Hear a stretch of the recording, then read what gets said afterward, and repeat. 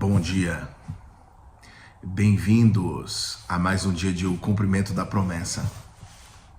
Meus irmãos, é bem verdade que está muito frio em São Paulo e esse friozinho aqui, ó, dá vontade de ficar na cama, dormindo pelo menos até umas 9h30 da manhã.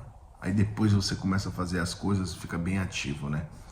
Mas a vontade é de ficar, ó, tempinho bom na cama. Eu não consigo ficar muito tempo, senão meu corpo começa a doer, né? Eu sou um cara meio agitado, só um pouquinho agitado, só um pouquinho. Meus irmãos, sem mais delongas, vamos lá. Deus colocou uma palavra ao meu coração.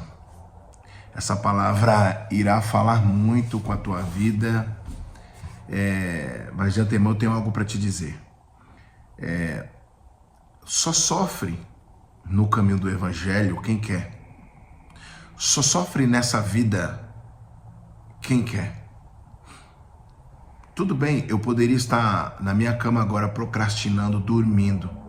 Eu poderia estar inventando desculpas para não me levantar da cama, para não dobrar meu cobertor, para não fazer o que é justo que seja feito. Ou seja, dobrar minha roupa e fazer muitas outras coisas que um homem, ainda que trabalhe,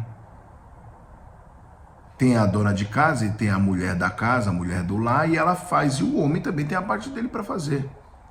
Então eu poderia ser um procrastinador, ok? Sendo um procrastinador, a probabilidade de eu ler um livro, eu ler a Bíblia e eu buscar conhecimento seria de 95% que eu jamais faria isso. Entende? É como dizem,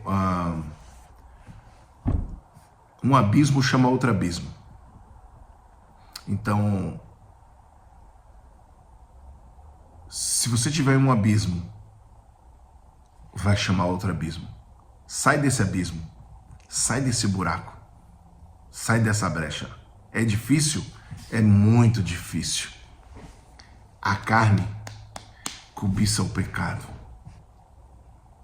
E é uma luta constante entre a carne e o espírito. Isso tem que estar na tua mente sempre. Sempre. Essa é uma das coisas primordiais.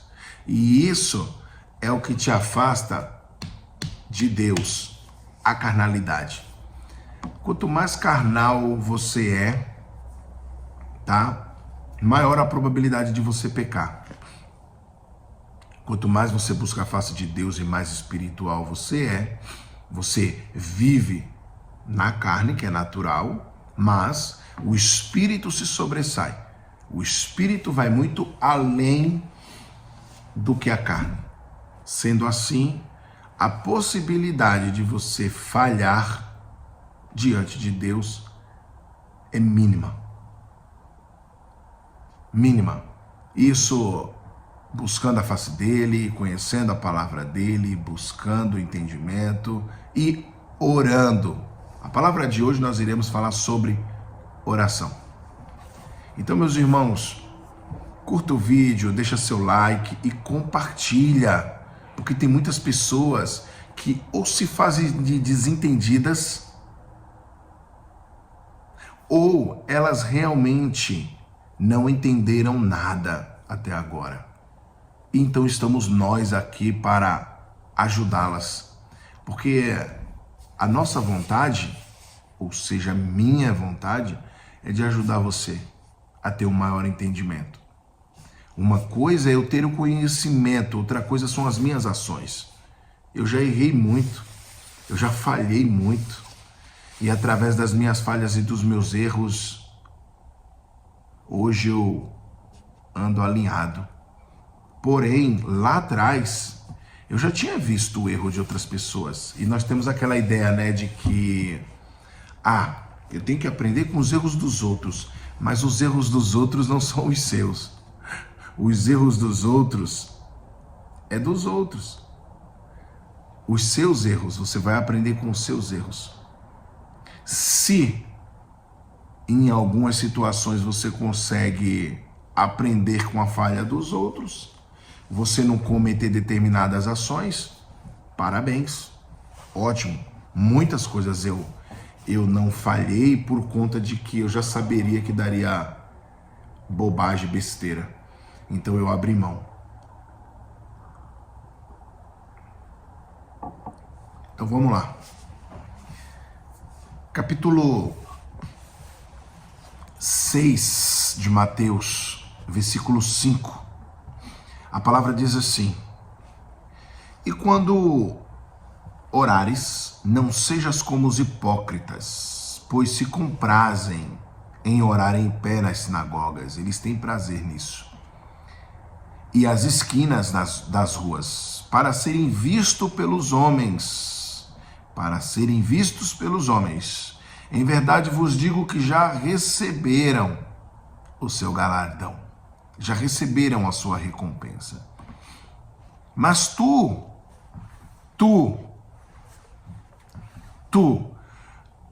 tem uma palavra que diz que você é a média das 5 pessoas que você mais convive.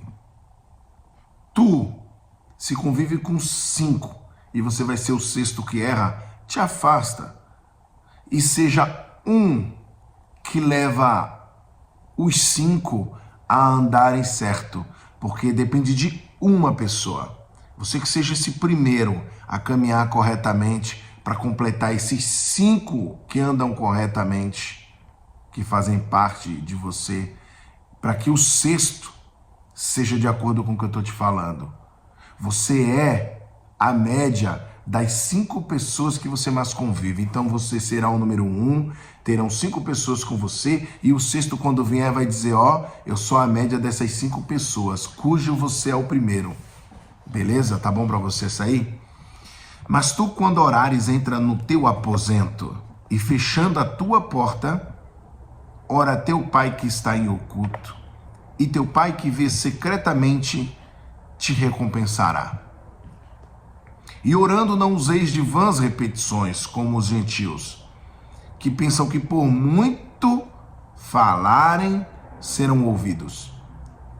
Não vos assemelheis, pois, a eles, porque vosso Pai sabe o que vos é necessário, antes de vós lhe pedirdes. Portanto, vós orareis assim: Pai nosso que estais nos céus, santificado seja o teu nome. E assim por diante. Então, meus irmãos, aqui Jesus está nos ensinando não tão somente como orar, mas Ele está nos ensinando a não falhar em determinadas situações.